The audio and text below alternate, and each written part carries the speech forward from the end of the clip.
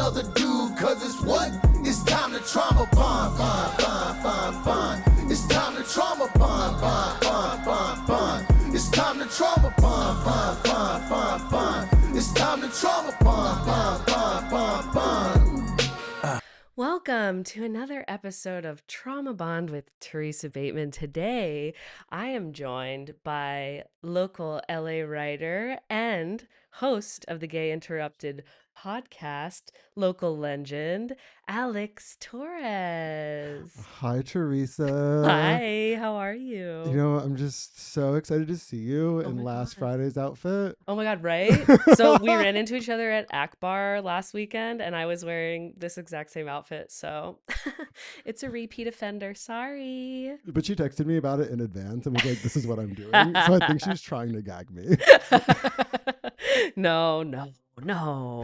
My tits look so good. I needed them to look good for you today. Respect. Yeah, thank you. And you look so glamorous too. I'm loving the sunglasses. Thank you. I got them in duty free in the Frankfurt airport Oh, from okay. Chicago to Paris. Oh, hell yeah. Wait, so the duty free thing, I know that's like when there's no taxes, right? Is it cheaper? Are Prada sunglasses cheaper in the airport? So it depends on where the euro stands with the US dollar and how Oh. they trade. So the euro was down, which Oh. meant dollar was up. And then duty free, I got these for about 300 something US dollars on Rodeo Drive. You're paying over 700. Oh, baby. I Now know. that's a fucking deal. I like that. Strategy. Hell strategy. I love it.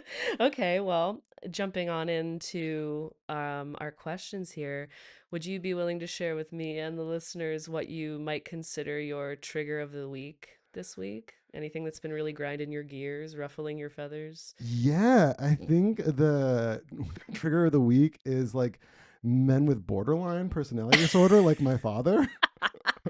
I know the problem well, intimately, in fact. Please, I mean, if you're comfortable, tell us more. Yeah. So lately I've been thinking more about sort of what people have in common in my life. Me and my therapist had an awesome session maybe about a month ago when I was just crystallizing all these people who have borderline personality disorder in my life, from past lovers, my father, friends. And now when I see like even an inkling of that kind of behavior, I just completely shut down and can't deal. Yes, relatable. And I think it's because I've done a lot of work to manage my own conditions Hmm. that it stresses me out extra when I see somebody act like that. Oh, for sure. It's arguably one of the most triggering things on earth. You're like, wait, you're holding me captive emotionally. Yeah, I wrote a poem kind of about it afterwards. Really? Yeah. I guess that's what the poem could be called, Borderline. Yeah, why not? I But mean, it's that's the name of a Madonna song, right? oh yeah. But it's not about that. What's that one about? I don't know, honestly. But yeah, Actually, borderline making. Actually, maybe it is making me lose my mind. I don't know. Keep on pushing my love over the borderline. This is all from the Akbar jukebox. My knowledge of this song. How about it? we do love the Akbar jukebox. Yeah, we love the So Akbar I jukebox stand. staple. Um, God, borderline personality disorder really is. It's a lot. It's a lot. I feel like there's a lot of those in Los Angeles. For sure. Yeah. And and so I think I had a very minor encounter on Saturday Hmm. that, oh, like a major encounter, and that sort of struck that chord with me, and I was completely spiraling. So my solution was the next day I woke up and went to Power Vinyasa Heated in the Hollywood Equinox, and I sweated out all of my demons. Yes. This is we are on the same page. I'm like the fact that you immediately channeled it into art making, aka a poem, and then went to sweat it out. That's my MO too. I'm like, you find me a second I'm feeling stressed, I'm in a dance class. Yeah. I'm running around. And I was just like, you know what? I need to see some hot guys do headstands today Oh, hell to feel yeah. better. Yeah. That sounds like a perfect antidote. I mean, hello. And then I bought an Eileen Miles book, I think A Working Life, or the whatever her most recent one is, and I started reading more poems, and it felt so good. Oh, I need to up my poetry game. I have one book. No, I have two books of poetry. One of Mary Oliver classic, And then I admittedly and embarrassingly have one of those Rupi Kaur books or whatever. I can't remember the circumstances under which I got that, but I've never once touched it.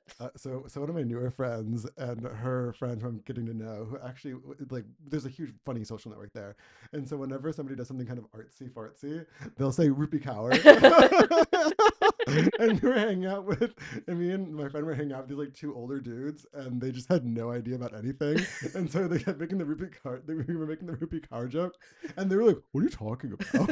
Who is that? What is that They're like, word you're poetry?" saying? What's that sound you're making? They're like, is that a name? We're like, it was poetry for the Tumblr era.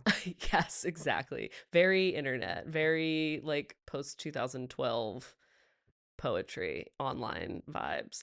Um, okay, so moving along to another question for you. Can you think of or tell me about a time where you were at a social gathering, small, large, whatever size, in a group of people, and you were like, oh my God, I have to tell this story, and you were certain it was gonna absolutely kill, like make everybody laugh, bowl over, but then everyone was kind of like, wait, that's like really sad. Are you okay? So I have a perfect example. So after college, I spent a year in Bogota. I had a Fulbright teaching fellowship. So it's the capital of Colombia Yeah. for people that don't know. Hmm. And it's a pretty crazy place. It's like LA, but Hmm. like just wild things happen there, right? And so I was taking the bus. There was no metro rail at the time, so you had to rely on a fast bus system. Hmm. So I had to take the bus to the airport because I was trying to save $9. I mean, smart. It felt important at the time Yeah. when I was broke, and so I paid like 20 cents to take the bus versus spend like $10 on a taxi. Yeah. But I wasn't making much money. I was being paid in Colombian pesos. Anyway, so we're on the bus, and there's sort of like two layers of freeway or highway, whatever they call it, autopista. And so there's the bottom and the top. The bottom, there's a protest going on because the government had just enacted a new law against motorcyclists, Oh my and God. so they were tear gassing them, and that tear gas bubble floated up and kind of hit it. The whole bus flew right through the tear gas, Whoa. including the driver. So we pulled over, and we were all just like weeping, crying on the way to the airport. Oh my God. And my eyes stung for like hours later when I finally got to Cali. God. And I was also kind of like having this like love affair at the time, so my eyes were just like burning the whole time when we started hanging out. So we were like having sex, and I started crying because of the tear gas. Oh So no. and then the guy just thought I was just so emotional, and I'm like, well, I am, but I'm also just crying because of the tear gas. And so I tried talking about having this like, also like Cali, it was like it's like 90 degrees and there's not very much air conditioning. So while we're having sex, it's just very sweaty, and I'm crying because of the tear gas eyes. And so I was telling this story at a party in San Francisco, and everyone looked appalled. And like two people were like, did you ever unpack what trauma it was going through the tear gas? And I go, I just, when the US government said, Bogota is politically active during our 1 week Fulbright training, I was like, yeah, it's fine. It's just how it is here. Good thing we're going to unpack that trauma today on this podcast. My God, but that is so funny. You're like, I've never thought about, because of course you only hear about tear gas in these like state violence, really like shitty recaps of like, oh, this was horrible, these people. But to like think about the aftermath of when you're like on your way to a sexcapade of some kind and you're like dealing with tear gas eyes, that's so funny. And I'm honestly shook that that San Francisco people weren't more like into that story. But I guess I haven't spent a ton of time there. Are they very like, are you okay after everything? I think the political thing took hold Yeah. because people in LA love that story. Yeah, yeah. People in LA are for it. They're like, oh my God, like, was it good for your skin? They're like, might incorporate that into my routine, actually. Maybe just lightly tear gas myself Or every like, couple weeks. or they're just like, Flush all the toxins out. This one guy told me, he goes, sex prevails against state violence. And you know what? So true. When I think about all of the like worst things I've been through, I was still fucking. It's like sucking and fucking our way through this. Yeah, literally. I mean, what else is there? Or You're like, I need eating, something good. right? Need a snack. So, but yeah, so that's that was pretty funny, and I think it was they were just so concerned for my safety. But Yeah. in my head, I thought this happened 5 years ago, and I'm here. Yeah, obviously I'm alive and I'm Right. okay. And honestly, like the only place, and I always joke too, the only place I've ever been mugged in my life is Berkeley. And I lived in Bogota. So Yeah. people are like, oh, whenever somebody's like, oh, is it scary and violent there? I was like, the only place I've ever been mugged in my life is Berkeley. I'm So like, yeah, I hear more stories about the NorCal for sure. I feel like it's like car theft and yeah, just like crazy shit. So the funny part, not the funny part, but the sad part about my experience in Bogota was almost all the violence and pain that I experienced was state backed. yeah, for sure. I mean, classic. Yeah, so that was pretty rough to kind of see how violent a state could be. Yeah, I mean, and we're seeing it here now all the Yeah. time, every day. It's like, I love it. I love it. I love the government. It's so good. I love the government. I love the government. Thank you. That was me trying to make sure I don't get targeted. Literally. It's like, um, okay, and alternatively, can you think of a time where you were something that felt traumatic when you were going through it, but now you look back at it and laugh? for sure. I think like a stupid situationship I got caught up in last fall. I maybe it was just because our bodies instantly clicked, and I don't know. I just was so my body went insane for him, which was Ooh, the first time in my since maybe like my first time in my 30. Well, I was 30 that year, so that yeah. doesn't really count. But it was the first time since my early 20s or since college that I'd really kind of felt something like that. Yeah. And this guy clearly wasn't ready for a relationship, and I just felt so like that loss of that connection was so devastating to me in a way, but it Hmm. also was like so stupid that I was so upset about it. Right. And I was like, why is this triggering me so much? And I think part of it was the lack of communication or the touch and go thing that so much dating today has, where Yeah. they want you, they don't want you, they love you, they don't love you. And I think that was the first time I'd really experienced it, because I had been in a relationship before that was pretty straightforward relationship, I would say. We didn't have those kinds of dynamics. Yeah. And yeah, but now I'm like, oh, because I bumped into him the other day, Oh, funny. and I was like, I felt good about it, but I was Yeah. also kind of like, I don't really feel the need to push for this to happen. Yeah. I don't want to play a game with you. If you want to come back out of the woodwork when you feel more confident, Right. That part. amazing. But I'm not waiting around for I'm that. not chasing your ass. No, I'm I'm busy. fucking busy, bitch. That's what I'm like. That's where I've gotten to. It feels so good to get to that place where you're like, oh, I'm not gonna like spend my precious time that I otherwise could be working on my creative projects or hanging out with my wonderful friends, worried about whether or not someone will give me their attention in that way. It's so much dating in LA. It's so I mean, and I think our generation too. It's like we got to this place of convenience culture where it's like everything on demand. So you Yes. always think there's a better option out there. So then no one will like just try to like keep up with a good connection to see it through. And I'm down to play the long game with people these days too. Yeah. If you want to come back around in a year, as long as you didn't burn me down, Yes. I'm chill with that. But yeah, it was the first time I think I'd felt so much so quick, and then it had kind of gone away. Yeah, it's so hard when you have those feelings too, especially when you have that like really intense, very natural physical connection. You're like, "Ah, I want more. Like, give me more of that, please." Or it's like, there's so much talk about gooning lately. It's like, why? It's like, Wait, what is gooning? Sorry. oh, you don't know about gooning? I'm not on the internet like It's that, I just guess. it's just like what there was an article in Harper's Bazaar, I think, about gooning that was so well written and so beautiful, and it's basically about how all young men now are just addicted to porn, Yeah. but they're addicted to like niche sub strains of porn and spend all their day like edging and jerking off and Oh such. my And God. in my head with some of these guys, I just go, do you want to goon all day, or do you want to have sex with me? Right. A I real flesh person. I'm just throwing myself out there sometimes, and it's just, I'm so sorry, I'm not gooning with you. Do we need to goon together to make anything happen? or That's okay, so you'll funny. text me while you're gooning. Text me the next time you're on the goon squad. No, Let's be on the goon squad together. and That's yeah, such a funny term. What the fuck? I mean, I don't know. I feel like there's such a fear of intimacy too. And people get, I don't know, people get nervous. I know a lot of people who are like surprisingly anxious around the idea of having sex at all. Like they get so in their heads. And I've been through that too from time to time, but I feel like when it's a real connection like that, it's like the animal senses take over and we're just kind of flying. You know, it's one of my lovers in Colombia would always say salvaje.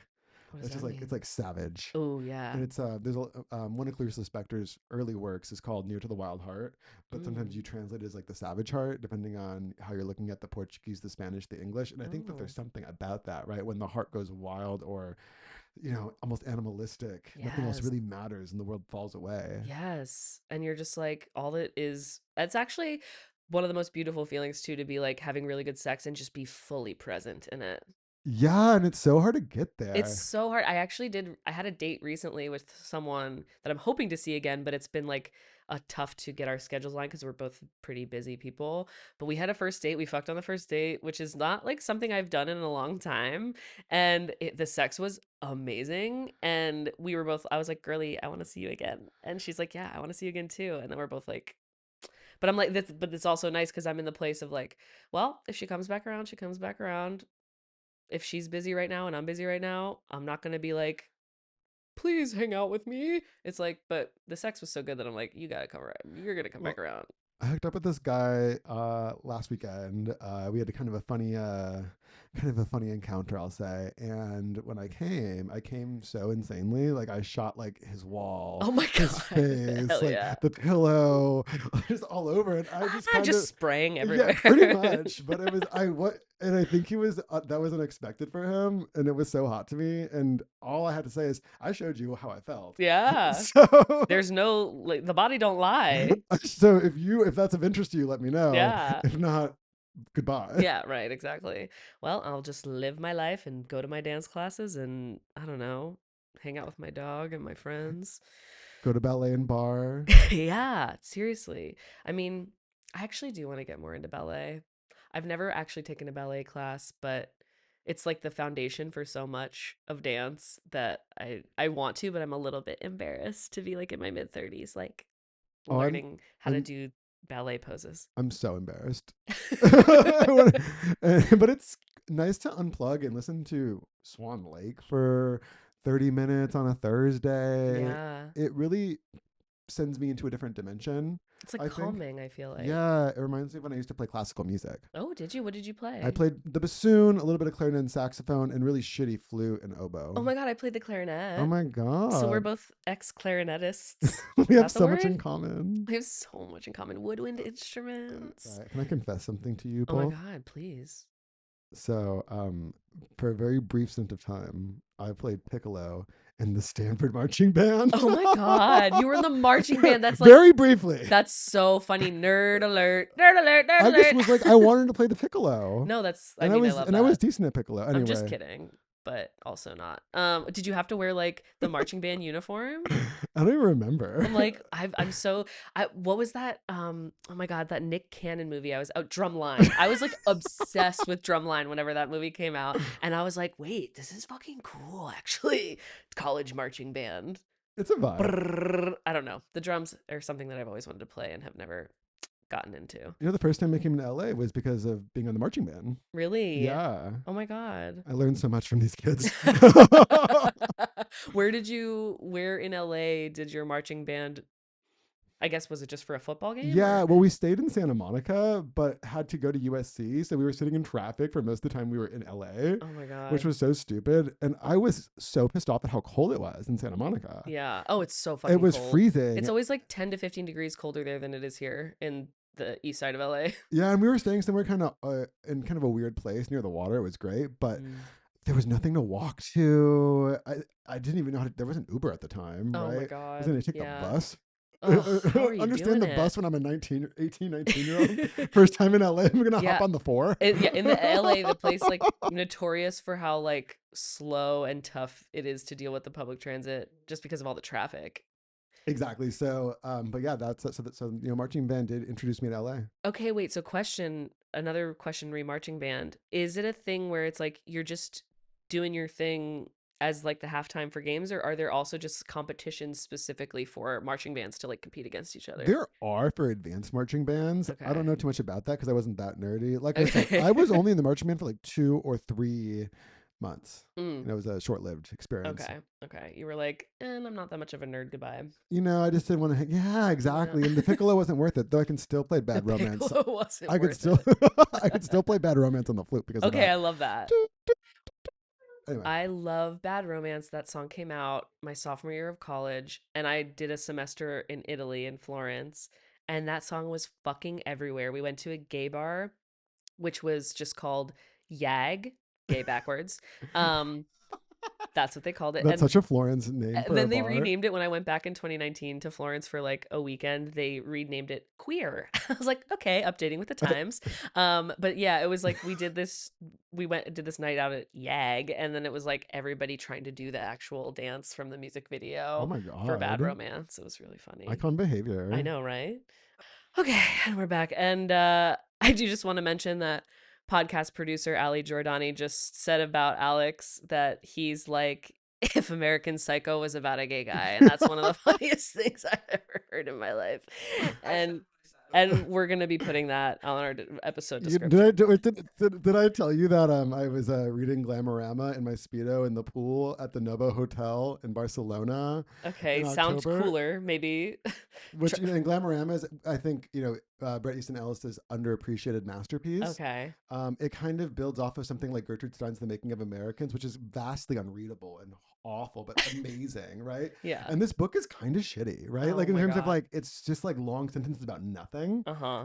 but it's so satirical and fun when you're on the rooftop in the Noble Hotel in Barcelona and they're talking about like bombing Paris, and you're like, wow, yeah, this feels Oh appropriate. my God, that's so funny. Also, I just gonna it's gonna be title of ep. Title of ep is like if American Psycho was about a gay guy with Alex Torres. All right, Alex.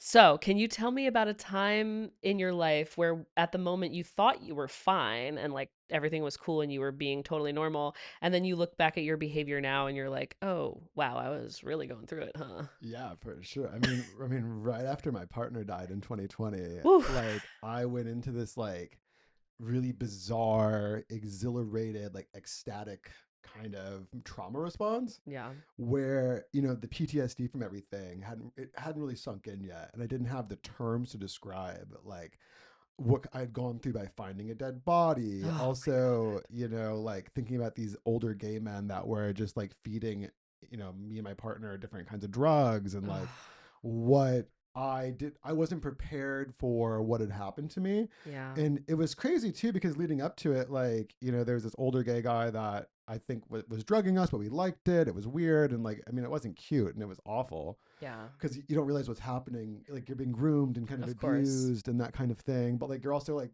in your head, you're like, well, I'm in my 20s, like I'm an adult, right? So I'm not Yeah. letting it I know happen. everything. Right. And so, but realizing, yeah, somebody who's 25 years older, even if I'm 25 or 26, is still manipulative and abusive. Right. Yeah. And I think processing that was really hard. Yeah. And so I went into this phase where, my brain splits basically, and there's this whole rush to, there's the bureaucracy of everything. There's this book coming out. There's his family. There's my family. There's the apartment. Right. And Hmm. so I Oh, was, were you guys living together? yes, Yeah. yeah. And we've been living together most of our adult lives besides when we were long distance. Yeah. And, my life, just went into upheaval, really. And coming back from that was so, but in that year 2021, so he died in December 2020, Hmm. was full of some of the most ecstatic moments of my life. Yeah. It was actually like I'd come back to LA in October 2021 for the first time since before the pandemic. Hmm. And it just felt so powerful to be in LA. And I was staying at the Old Days Hotel downtown, Oh not my too far from where I God. live now.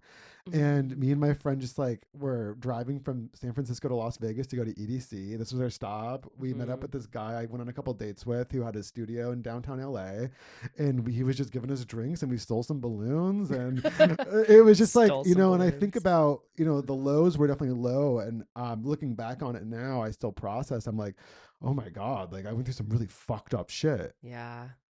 Yeah.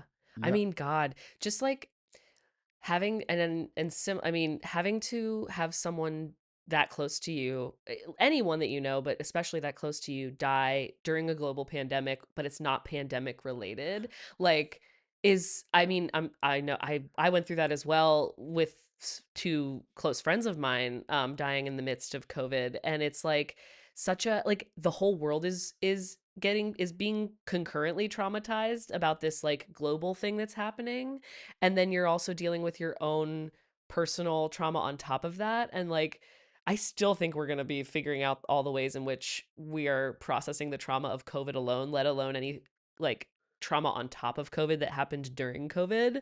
Like we're changed. Like we are changed people. Well, and to tell you the truth about San Francisco, a little bit more educated than other cities per capita. There's a lot of graduate degrees. People there are pretty socially conscious. So Hmm. COVID deaths in San Francisco, the city itself, within city limits, by the 7 by 7 miles, very minimal. I Yeah. think there were more overdose deaths that year than deaths for COVID in San Francisco specifically. Yeah. Oh, my friend was an overdose as well. Well, it was actually a combination of that, but drugs were involved. I feel like there was, and there's like a fentanyl stuff happening like it Yes. so intensely during that time. I mean, it's kind of always, but it was like I feel like especially intense during that time. People were, I mean, myself too, turning to drugs and drinking like crazy during that time because it was like, well, what the fuck else are we gonna do?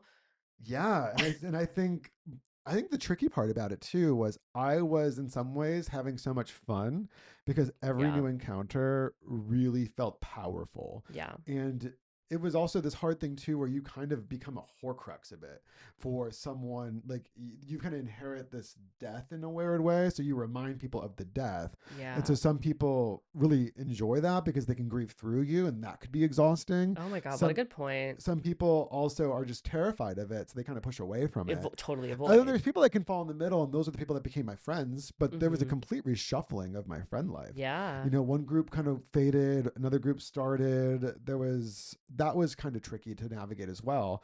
And walking out of it, you sort of think there's going to be a beginning and an end, but Yeah. really it's just there's an elsewhere. Yeah. And so it, Oof, my God, you are a writer. Hello, a poet in my midst. And last night I was talking about this in Koreatown with a friend and her friend who's also very cute.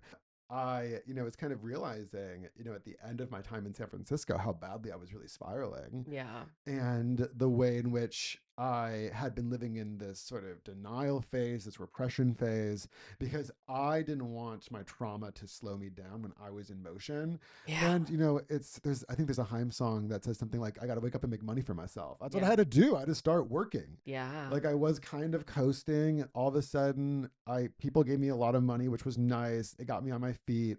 I helped some other friends get on their feet at different times. That was also Yeah. really nice. I could take some time off of work and manage a lot of the bullshit I had to deal with. And Yeah. it was really stressful.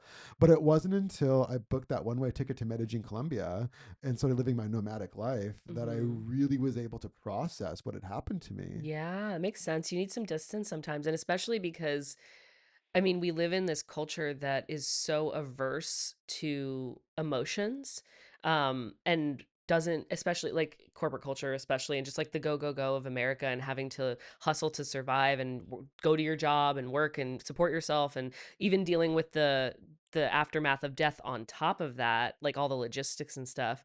But we live in this culture that wants to, first of all, deny death at all costs and act like we're going to live forever. And then when death does happen, it's like, okay, have like a couple days, but then can you get back on your work, please? And so it's like, yeah, sometimes you need to fucking leave the country so that you can have the space to process what you've been through. I did, and I was lucky because I was also in with some crypto bros back in the moment, and so I had made a lot of cash really fast, right? So I didn't really need my Hmm. day job anymore, Yeah. and so with this crypto money I had, it wasn't a ton of money, but it was a good chunk of change Yeah. that I made for doing hardly anything because I Nice. fell into the right group of people at a rave in 2019. Oh my God, I Um, wish all of my Very San people are poor. Francisco coded, but So I spent a month in Medellin before I went anywhere else, and I eventually would go to Bogota, Honolulu, Mexico City, Madrid, Rome, Lisbon, New York, New Orleans, Chicago. I did a really long trip before making it back to LA, and from San Francisco. So it was the longest trip from San Francisco to LA I could have possibly taken. And And hey, you needed that. That's but like fine. my isolation in Medellin was this really wonderful thing. I have one or two friends that live there. One's there part time, and then the other one we have a great connection. But he's busy, so seeing him, it's like LA. It's like you see them once or twice in a month, basically, Mm-hmm. if you're lucky. But it felt really nice to have this space where I just cleared my brain and I could process. And I spent a lot of time reading. Medellin's like warm and gloomy, and Mm-hmm. there was something nice about it's 80 degrees, but overcast, and really there's beautiful plants and wonderful animals and very biodiverse, and the food's cheap, and you can get a cocktail for $9 with fresh passion fruit, right? Oh, so And nice. the coffee's amazing, and there's a bunch of cute boys. Nah, hell So yeah. it was very healing, but yeah, I had to get away from it. And I get these sort of like reverberations sometimes back, especially when the weather in LA is like the weather in San Francisco. Mm-hmm. I'll have these like radical moments of realization of the intensity I was feeling. Yeah. Oof, my God. I'm like, just write me a story, write me a poem. Everything that comes out of your mouth, I'm like, good Lord. Well, so maybe this is like really out there. I was at Goldline on a date with the situationship that gave me the trauma that was stupid. Um, and might have been like our second date, and like things were going really well. Like our connection was awesome. And um, what's the song? I think it's no, it's like "Scared Money." Do you know the song? Mm-mm. I think is it Anderson Paak or Oh, I mean, I it, know of some of his it, stuff, but I don't but the know. line is like "Scared money don't make none." Oh, Talk is cheap. I can't remember exactly the lyrics. So it comes on, and I like when you hear a song that you haven't heard much, but it's familiar. And Goldline has an awesome vinyl collection, so there's a bunch yeah. of unexpected treats when you're there. And so I heard it, and then I looked it up later in my kind of my music records, and it was a song I'd been listening to the month after my partner had passed. Oh my Right. So, God. and then I was on this date with this person who kind of reminded me of, romance, love, whatever. And I realized I think there was a subconscious trigger because I Yeah. was listening to the song in January 2021.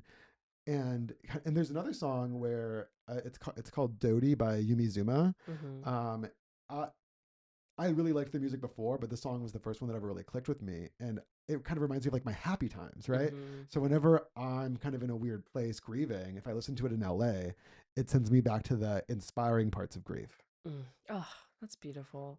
I'm like, are you spiritual at all? Like, do you believe in like, because I'm like, to me, I hear that you have this connection and you're on this date and that song comes on. I'm like, ooh, is that a little message from Anthony? Or is this like, are you not into that kind of stuff? I think I commune with the literary spirits the Yeah. most. When I do commune a lot, when I commune with with Anthony, a lot of times it's through literature. That's, I mean, yeah, you're both writers. That's Yeah, and there's beautiful. certain texts that I know that he really loves, and so reading Mm-hmm. them is very powerful and inspiring.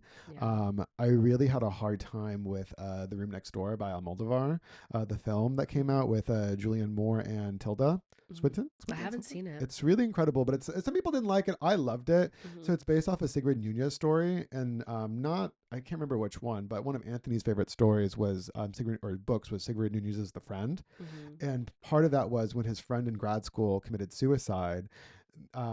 Anthony kind of inherited this, weirdness of his poetry, this weirdness of his personhood, understanding what to do with things because they were so close. He was sleeping on Anthony's floor Oh, wow. before he hung himself. Oh, my God. And so all that was very intense. And Sugar Nunez's book is about a friend that commits suicide and leaves her with his dog, Mm-hmm. right? And so that'd be like, if you committed suicide and then gave Allie your dog, right? Like, and so that's kind of a My crazy. sweet son. And so the screenplay was based off of a book by her, Mm-hmm. and it also had a lot of references to James Joyce's The Dead, Okay. which in James Joyce's The Dead was one of Anthony's favorite stories by Joyce, which makes sense. It's a classic. Mm-hmm. And at the end of it, and I had gone to see the film with this guy that I had dated. We had an intense fling, and we've kind of become, we've become friends now. And I just kind of felt so bad because he knew exactly why I was crying, Yeah. and I was just weeping in the Alamo Draft House in downtown LA, Oh. in the same room where I saw McLovin 3 years before watching Barbarian. Oh my So I God. mean, it was just like, How do you, I mean, have you gotten to a place with, I mean, I know you said you just mentioned someone knew why you were crying. It's like about Anthony. I'm like, in terms of dating after losing a partner in that way, which is so like truly one of the worst things you could possibly go through. And I would just want to like hold space for that truly because that's so rough. Like, how do you approach like that subject with a new lover or someone that you maybe want to date more seriously? Is that something that has felt difficult or just is part of like your story and you're like, whatever, this just is what it is? You know, the funny thing is, I'll go on dates with guys and, they'll tell me something like, I'm just not really ready for a boyfriend. I've never had one. I'm not ready for something serious. And they'll say, but you're just so nice. And I'm just like, I'm nice. Like, I mean, yeah, I mean, I'm not the worst person, but I was like, oh, you're like, oh, I'm nice. And I was like, oh my God, like, I'm like, has no one ever been nice to Yeah, you? what the And fuck? so I think there's one side of it where I think because I have been loved, I'm not in a rush to be loved. Yeah. Right. I also feel that it's almost fucked up to not share the fact that I kind of know how to love pretty well now after lots of trial and error, Yeah. to not share that with somebody and make somebody feel good and like inspire them and motivate them. And I feel that I could, be a great partner to somebody. At the same time, I also have recognized that I need somebody that gives me my space, and my space can come in unexpected ways. And if somebody, there's a lot of people I know, they want that I date, they want a boyfriend that's really all about them, and they haven't had that yet. Mm-hmm. And I can't be that person. And Right. I have to recognize that. And I think that has led me to, becoming friends with people that I'm seeing, or like we're hooking up and maybe down the road. But I do think that's tricky. I think it's the experience part. I'll go Yeah. through a phase where, I'm dating guys in their 30s who've never had a real relationship. And even then, sometimes I actually click better with younger guys who had boyfriends Yeah. and were able to kind of, give up a part of themselves. Mm-hmm. For that first big love. I find I hear often that a lot of I feel like people in our generation, it's like somewhat of a millennial slash Gen Z thing to maybe have never had a serious relationship, even when you're like further into your 30s and stuff. But I feel like it's very common with gay men. Do you feel like that's something you find a lot? More and more, I feel Yeah. very atypical. One of my friends, from my Stanford days, she worked at the Cantor Art Center, so I worked under her, and then we kept in touch. And she lives in LA now. She works at the Huntington, and we got brunch or Oh, love the lunch Huntington. a couple years ago for the first time. We get dinner like once every other year. She's got a kid. She's very busy, that kind of Mm-hmm. thing. And but she's awesome. And she just goes, "It's so crazy that you and Anthony found each other at Stanford of all places, which is it's pretty conservative compared, especially compared to a place like Berkeley. Mm-hmm. It's very young professional, very business oriented, not creative. Yeah. And I mean, there is creative there, but it's more entrepreneurial, I would say, right? Mm-hmm. And the gay guys there, a lot of them come out late. They've got conservative parents, or their parents are from a certain kind of class system, whether it's upper middle class or upper class East Coast. So even if their parents are liberal per se, there's still this stigma around going off the heteronormative Yeah. prescribed path. Right, totally. I feel like there is also those type in areas like that. It's like even and if you are gay and you do come out, you just kind of beeline to the well, but it's okay. We're getting married and having kids too. Like we're gonna do the straight. We're gay, but like straight in the straight way, you It's know. very neoliberal, Yeah, you know. exactly. Very neoliberal, very like yeah, and then I feel like people in the cities the bigger cities like LA, New York or whatever, they're like I just need to be free and be myself and find myself. So then there's maybe more of a meandering before you. And not that you ever have to like settle down in one long-term relationship. I do believe that that's just like one way of doing things and it is shoved down our throats from the time we are born to do that because it's like the state has an interest in the nuclear family because it upholds all these systems of oppression in all these ways. But I do feel like a very natural way to be is to like date someone for a time, have this loving thing. Maybe eventually you outgrow each other. Maybe you move on to somebody else. But I also feel like our generation is so like the healing generation where we're actually the ones who are trying to like break all the fucking cycles. So there's also like more of an interest in, well, there's a two-sided thing where I feel like it's a fear. There's like a fear of commitment over like so much of our generation dealt with parent or children of divorce For or sure. children of death, in my case. Um, And then there's like, so there's that avoidance because it's like, well, I don't want to be like my parents. So there's this fear of commitment thing, or just if you didn't get enough love or attention in childhood, fear of commitment thing. And then there's also this like, well, I want to prioritize healing myself so that I don't make these same mistakes, and maybe I'll be a little bit more selective and cautious about getting into relationships. I think what I've taken away from the past 2 years is if there is something that I'm not even going to say the word red flag, incompatible. If there is something and I see that we're incompatible right away, I'm done. Yeah, I totally. don't want to drag something out. There's no point. I can't help someone heal, Yes, right? that. I I think too can many people try to do that. I can support somebody on their healing journey, but I Yes, can't help someone heal and I can't guide them to healing. exactly. And It's I hard. and I think that's been something, there's a lot of great guys that I've gone on dates with or that I've dated where I'm like, I see the issue, you recognize the issue, but you're not working to solve it. And I'm not waiting around for this because I would rather be Right. alone in my jammies with my girlies. That part. I would rather be alone in my jammies with my girl is so true. Well, in moving through the next set of questions, could you share with us what you would consider to be your weirdest coping mechanism when you're going through something My or feeling weirdest anxious? coping mechanism.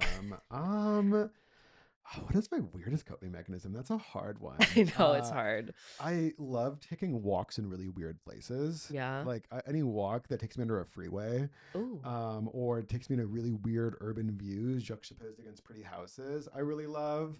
And my favorite thing, last year when I was in a really dark, deep grieving phase, I was just like urban hiking like crazy, Mm-hmm. and I stumbled in front of this free pile of clothes in Angelino Heights, and Allie and I always talk about how we're pretty sure some girl dumped her awful boyfriend because the shirt collection was amazing.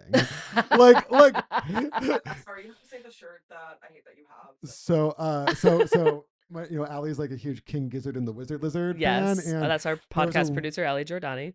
there's a rare print of it that was in this pile, and I was like, mine. And then there was like a rare vintage Grateful Dead shirt. I mean, it was just like an iconic collection of awesome. There was this like really awesome like Hawaii tank top from Kauai or something. Okay. I don't know. It was such a good haul, and so I find that when I do my weird like walks and I'm just like crying listening to like bedroom pop music, Uh-huh. that it really leads me to like getting out of my comfort zone and finding weird shit. So that's Yeah. kind of what I try to do. I try to like force myself to encounter the world. I like that. That's I feel like that's good and healthy. That's a good like um and then, I don't know, it's like very adventure spirit, and in LA you never know what you're going to find because there's so many fucking crazy things here. Literally, and as somebody who doesn't drive, right, in LA, like Yeah. understanding LA by foot. I mean, I'm lucky I'm a man and people don't fuck with me like they do other, like they do like my female friends in the Yeah. streets.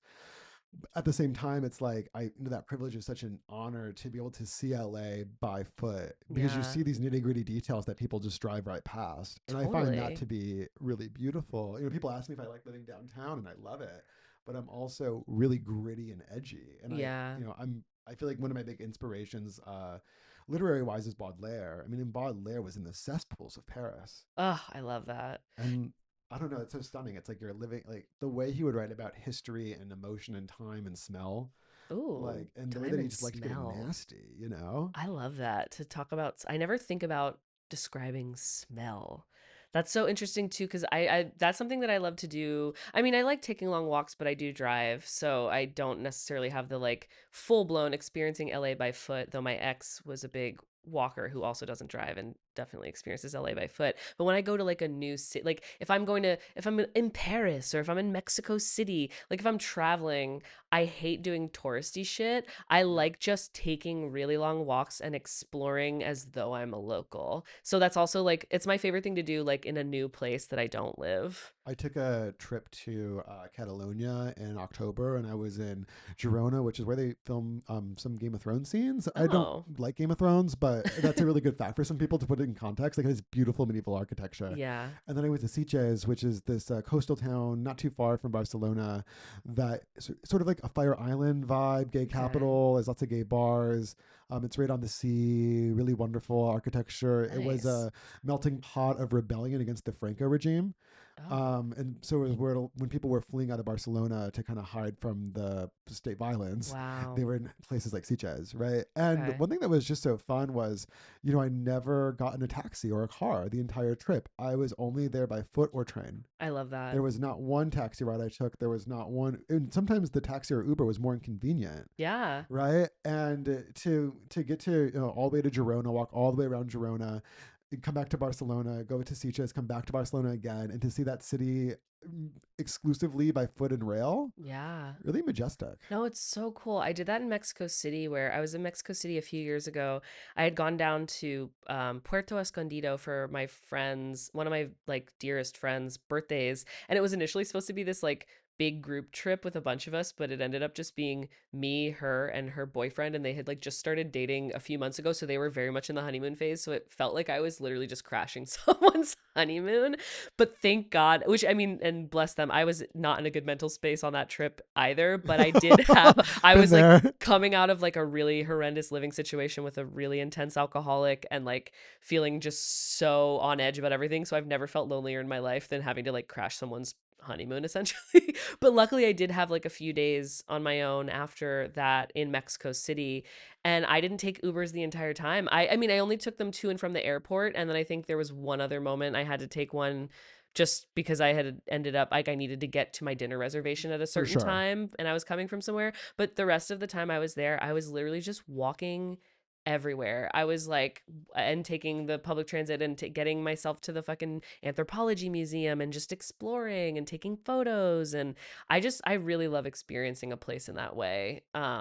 Because whatever, we spend enough time in cars and on our phones and Yeah, especially when the weather's nice too. yeah. Or even, last year I was in Paris for right before New Year's, and it was really cold, but I wore all my cute coats and such, and Mm-hmm. was, just looking really fun. And it was mostly tourists from Europe, so there weren't a Yeah. lot of Americans, or it was probably like people from like Spain, Italy, kind of tourist, right? Yeah. And seeing Paris in the gray, because I'd been there mostly in the summers, seeing it in the gray was really astonishing. Like the Eiffel Tower looks so much more severe Yeah. in foggy, cloudy weather that reminds you more of London.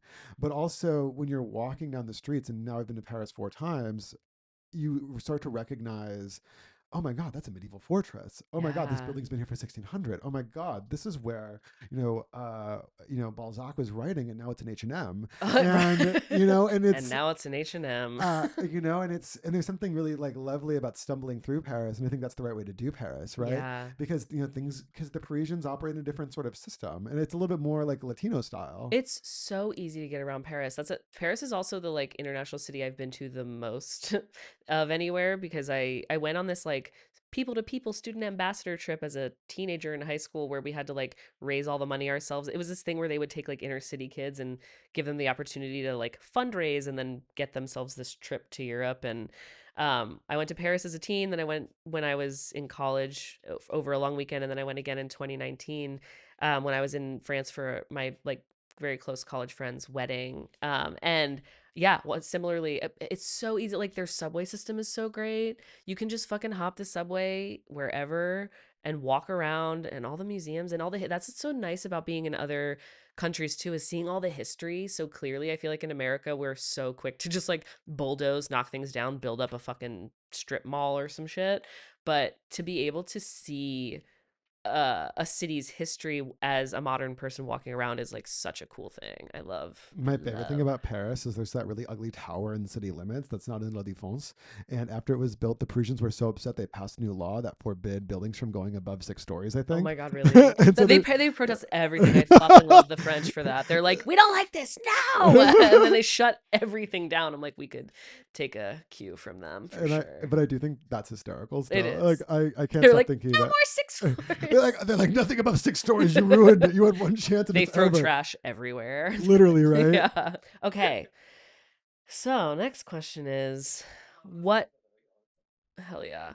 What would you consider to be your most problematic opinion that you're willing to admit on a public podcast?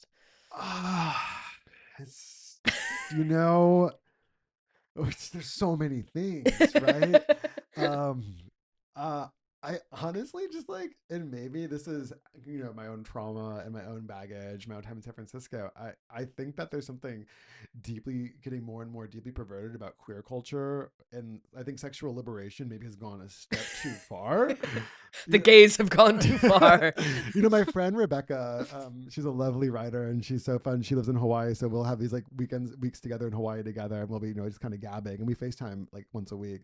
We FaceTime last night, which was very fun because we also have a time gap. So I'll be like coming home from the bar and she'll be like, just like, like in bed, like asking if her cat's going to die. Oh my Because God. she's like a hypochondriac for her cat. Hmm. So sometimes Just Googling. so sometimes what is she goes, "Oh, you know what, Berlin's what happens when the gays run the city." And I love Berlin. because she was like, oh, she's like, why don't you want to go to Europe with me? I'm like, well, do you want to go clubbing in Berlin with me? She goes, nope, nope, nope, nope, nope. The gays have gone too far. The gays She have goes, gone too she goes, far. point upheld. I get That's it. so funny. My Berlin experience was I went also on this trip in 2019. I had like gone for my friend's wedding in the south of France. And then Le Stade I, de France. I cashed out my 401. This is like the way I could do this. I cashed out my 401k. I was very much like, YOLO, I'll never be able to retire anyway. I need to go to my friend's wedding in France. And of course, I was glad I did that because then COVID happened like a few months later. But I cashed out my 401k, made a whole trip of it to like be in France and then go to Paris and Berlin and Florence and London. And when I was in Berlin, it was my first time ever. I ended up, so my friend Pedro from college, he's from Portugal originally, and we were both at this wedding in the south of France, and he was like, "Oh, you're going to Berlin. My friend, also named Pedro from Portugal, lives there. He just moved there. You should totally like hit him up and go like meet him for a drink or something so you have someone to hang out with in Berlin." And I was like, "Oh, that's great. Yeah, totally." And so my first night in Berlin, I hit up my friend Pedro's friend Pedro, and we decided to go get drinks at this bar that's not too far from the hostel I'm staying at. By the way, I was 29 at the time and I was the oldest person at that hostel. All the kids I was hanging out with there were like 20 to 24. And so I hang out with him at this bar near the hostel and he was like, we should go to Kit Kat Club. And I had no idea. I had no idea what Kit Kat Club was. So I was just like, I've got such a good follow up to this, but keep going. So I didn't know. I had no context for my brain was not aware of what Kit Kat Club was. And he shows me these pictures where people are dressed in this like BDSM gear. And I was like, he was like, I think that was just that one night though. Like we should go to Kit Kat Club. So I was just kind of like, I'm game for whatever. Sure, let's go. And I'm wearing black jeans and a white t-shirt. Do you know what night you were going? Because it depends on the I event. cannot remember what the night of the week was. Because Kit Kat has a dress code. Exactly. This is what I'm getting to. Because I'm in jeans and a t-shirt. So we get to Kit Kat Club. And by the way, it's like a rainy, dreary Berlin night too. So it's also kind of chilly.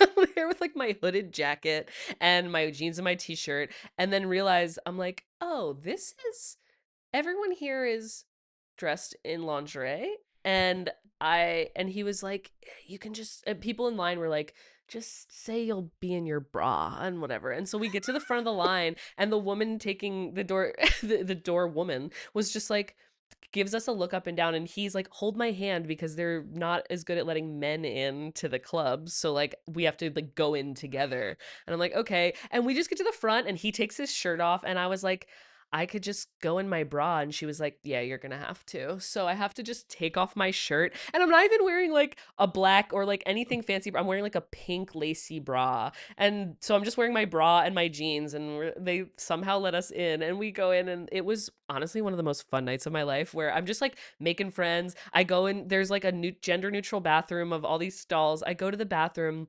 I'm in line because I have to pee and my friend Pedro is waiting for me. And then I finally get into a stall and these people bum rush behind me and they're like, we're coming in with you. And I don't know them. And I was like, oh, okay. And then as soon as we get in the stall, they just start putting lines of cocaine out on the back of the toilet. And then I was like, oh, and they were like, do you want some? I was like, I do actually have to pee though. And they were like, oh yeah, sure, no problem. And they just turn around and like give me my privacy to pee as the lines of cocaine are just on the back of the toilet. And I was like, man, Berlin people are crazy. And then I was at that club until about 7 a.m. because there's no windows. You have to like hand over your phone so that you can't take pictures because there's people fucking in the club. There's people stripping and dancing and wearing all kinds of like sexy outfits. Some guy did put my hand on his dick at one point and I went, oh, no, thank you. And then it was, then we finally leave and I had no sense of time because I don't have my phone. And we go out when we finally are leaving and I was like, oh, the sun's up.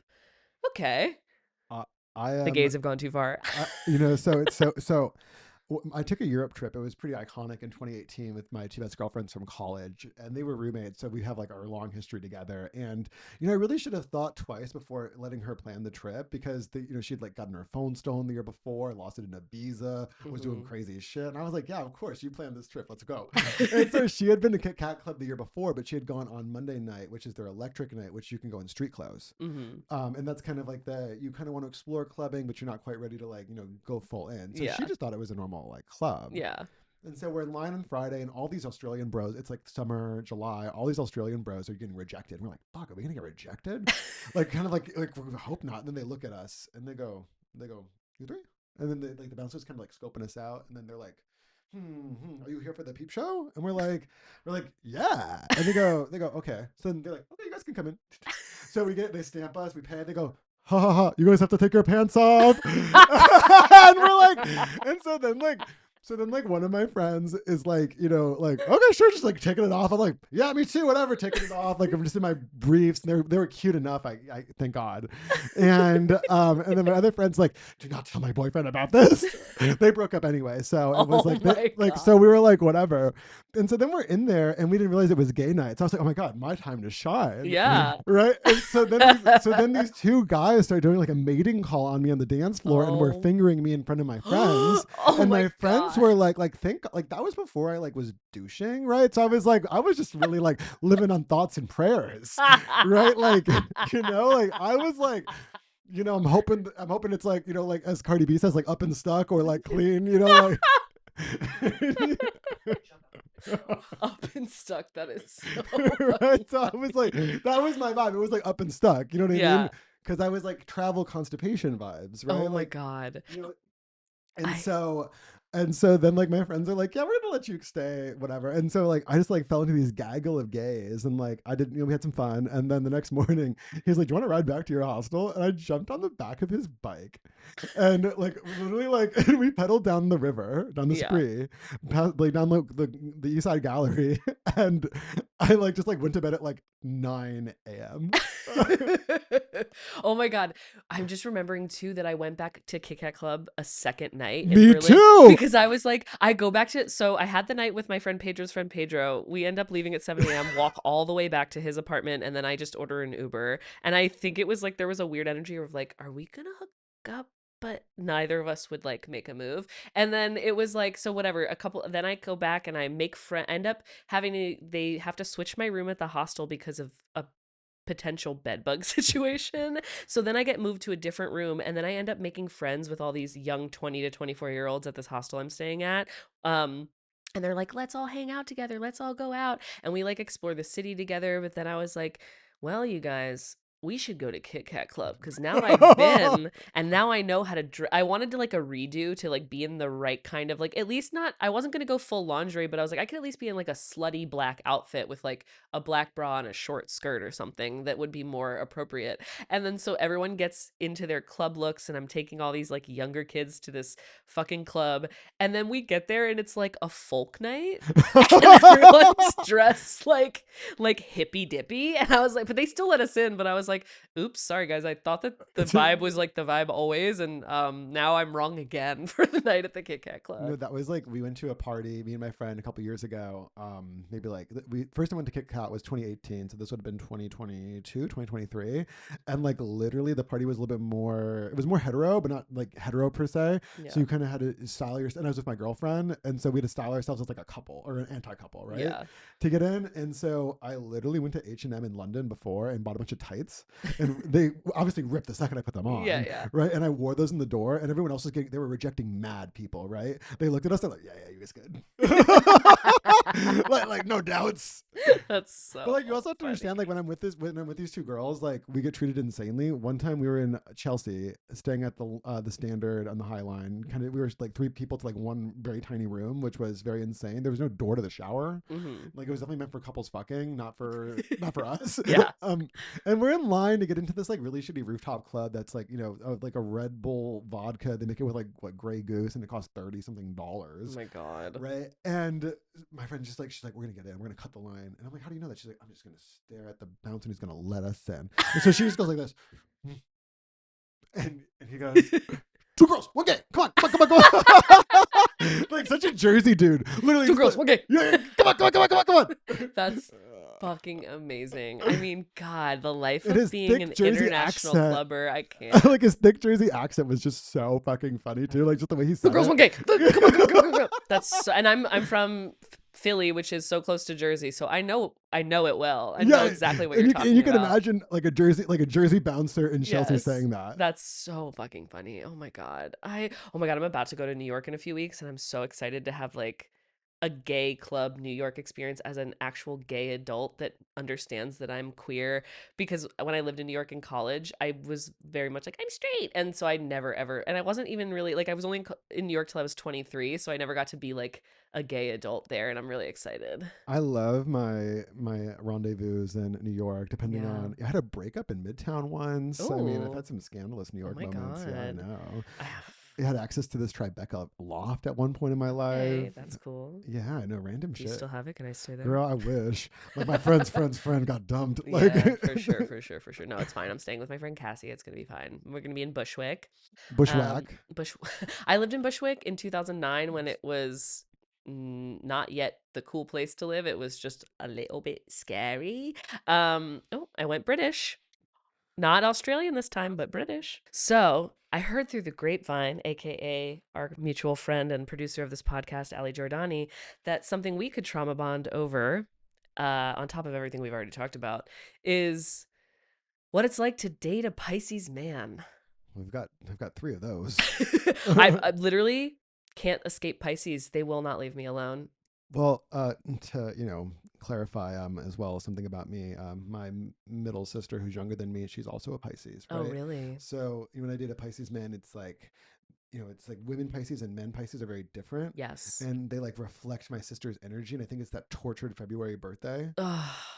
Or the early March birthday. Yeah. Like, what does T.S. Eliot say? April's the coolest month. I think March is the coolest month, low key. Yeah. Sometimes, right? Yeah, it's tough. It's like, I mean, yeah, I've dated now a Pisces man and a Pisces woman, and the woman I had went on a date with 2 weeks ago is also a Pisces. I found out after we met up, and I'm like, for whatever reason, y'all got to teach me something else. I thought I was done learning the lesson of the Pisces, but I guess not. I guess they're not done with me yet. I also think there's something weird because they're not far from Valentine's Day, Yeah. right? And so, but they're far enough from Valentine's Day usually. Yeah. So you have to weigh into account where we at there, what do we want to Yeah. do there, because it's also really exhausting, I think, with somebody to both do like if Valentine's Day is on the 14th and then the Pisces birthday is on the 25th or something, Yeah. right? That's only 2 weeks. That's a lot of pressure. Yeah. Right. And so, but it's like, do they diminish the importance of one or the other? Right. And I feel like that is like it's pretty awkward for courtship. Yeah, my ex-boyfriend's birthday was the February 28th, and my ex-girlfriend's birthday was March 17th, aka St. Patrick's Day. So Also it's a tricky just- one to work so around. It's just like, man, sorry guys.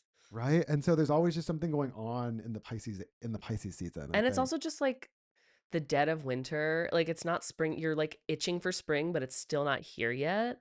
And like I feel there's something about the delayed sun rays or something. Yeah. I forget how it works, but that isn't February and March kind of get the worst of it because of some sort of weird delay in the solar system. I don't know, fucking know. I'm Something not a like that, I scientist, feel like. but You know I what believe mean? you. Like, Now you being a scientist. I was like, You meteorologist, scientist. I don't know what the I was technical like, term I is, gotta- but I was like, I took AP biology and AP chemistry. oh God, biology. awful. I hate, No, I I'm never. like now I'm getting triggered about high school science classes. In college, I took this like random intro to college classes to get my science requirement out of the way, and I wrote a paper about Susan Sontag's illness as metaphor. Oh my God. Incredible. It was my science credit in college. Oh my God, something me and my friends did. Well, my best friend would Emily would when we were in high school, she went to like a very highly like exclusive academic magnet school in Philly called Masterman, and she somehow convinced all of her teachers to let her submit, like, instead of a book report, she did like a video project that was like a reenactment of the book. So but then I didn't go to her high school, but I was the person who, like, I was always filming stuff. I had like a little camera and I had an laptop that had iMovie on it. So I was always, and I went to like a camp where I learned how to edit. And so I was like always making, so I would be in all of her like video projects for her high school book reports that were actually just videos. So we did like a remake of Great Expectations, and we did a theme song, but it was to the tune of Seventh Heaven. My favorite analysis of there's an article one of my college professors read about Great Expectations, and the first line about it, and it kind of blew my mind. And even though it's so simple, expectations are always futural. And I feel like the idea of that with Great Expectations kind of blew my brain. Whoa. I know, right? It's Yeah. it's so simple, but It's so so simple. biting. Like, she describes the whole novel in 4 words, better than anybody else I've ever seen try. I love when people can do some shit like that. Like, you just summed it up and you just said a sentence and I'm shook. Literally, like, I can't even it changed the way I saw the whole book. Ugh. I love how extensive your I mean, I know that you are a writer and like someone who studied this, but like your literary knowledge is so impressive to me. I'm like, you're saying things and I'm like, I'm gonna act like I know what you're fucking talking about with that reference, but I certainly don't. Not the Right? Great Expectations ones, but like other I'll ones. throw another Shakespeare one in randomly, Oh, maybe. please, yeah, I Like as love flies that. to wanton boys are we to the gods, they kill us for their sport. Watch out, Cordelia. Oh my God. Okay, I mean, we're reaching the end of our time here on this episode. It's been so much fun to have you. This has been like the best. Is there anything you want to alert the listeners that you want to plug? Any fun projects that you have that you want to talk about? I know you have every Wednesday, Gay Interrupted is your podcast that comes out every Wednesday. So Most Wednesdays we're trying. most Wednesdays. Yeah, so me and my really good friend, my gay bestie Davis Benz, we have a podcast called Gay Interrupted. A little bit about that. He'd been asking me to do a podcast with him since we met in 2020, and I had rejected him multiple times. and finally, we were both single, and I go, "This is the time to do a podcast." Yeah, absolutely. So it's fun. We've had a lot of really great guests. Yeah. We had Alyssa Bennett on, who was so much fun. We had Dylan Adler. So I love Dylan. Teresa, you were obviously also on the yeah. podcast. I was on the podcast. Early days, very early days. But like, and it was so fun to have you, and that's why it was so fun to jump into this. And so our podcast has been evolving in a lot of different directions. We also had Allie, our yes, the producer of Trauma Bond with Theresa Bateman, was also on their podcast. So that's been great. And maybe this is not a plug. I've been writing a lot of poems lately, and I've been sending them to my friends, and I'm trying to figure out a place to read them that's not insufferable. Yeah. Like, so that's so. Hey, why not just do your own thing? Maybe that's the thing. Yeah. I just don't know what I want to do yet. So I'm Yeah. like pondering. I've been working on some poems for like a little bit over a year and a half now, and I think I've got like close to 50 or 60. Okay, hell They're yeah. not all in the shape I want them to Do be a little in. collection. Yeah, so Why I'm not? kind of figuring that out. Yeah, that's kind of the stuff I've got going on. And where can they find you on socials? You can find me on Instagram if you must. Prefer carrier pigeon. It's Alex_G_Torres handle. But yeah, just hit me up. Hell yeah. Listen to Gay Interrupted on Wednesdays. And thank you so much for joining me. This has been so much fun. Yeah, thank you. Yeah, okay. Bye. Thank you so much for listening to Trauma Bond with Theresa Bateman. This podcast is hosted, created, and edited by me, Theresa Bateman, produced by Ali Giordani. Our perfect theme song is written and performed by Tolliver. We are an independent podcast, so if you like what you hear, please leave us a 5-star review. It really helps. And you can also join us as a paid subscriber on Substack for any exclusive bonus content, or if you just want to support the podcast and what we do. Bye! And light another dude, cause it's what? It's time to trauma bond, bond, bond, bond, bond. It's time to trauma bond, bond, bond, bond, bond. It's time to trauma bond, bond, bond, bond, bond. It's time